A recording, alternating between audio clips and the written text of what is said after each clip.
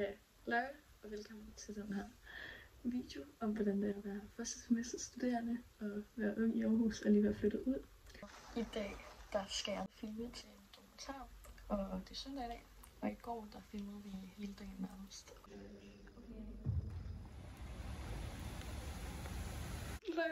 Jeg er lige kommet hjem fra en rigtig oktober regnværsdag, hvor man bare cyklede op ad Randersvej, der var mega stejl, og man cykler bare direkte modvind, og det regner.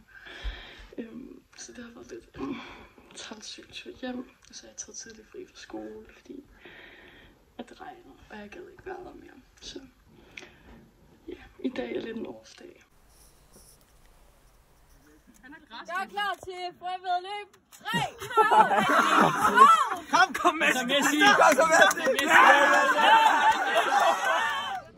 alle er en del af alle spørgsmål.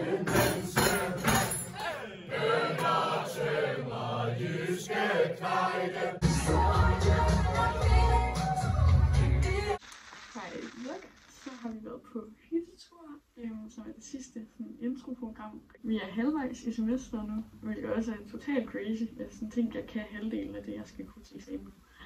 Det går ret godt med skole. Jeg føler, at græs kan være sjovt, når man sidder i en rigtig gruppe og laver det. Og vi får hygget, og man kommer ind i de rigtige rutiner, og man har det bare godt som studerende.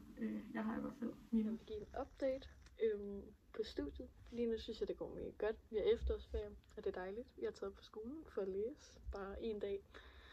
Men ellers har jeg holdt rimelig ferie, og det har jeg virkelig haft brug for. Vi har lige været på popcrawl i går med studiet, så det var vildt hyggeligt. Og jeg skal til lovsangsfest i aften med nogen fra studiet af, så det bliver bare skønt.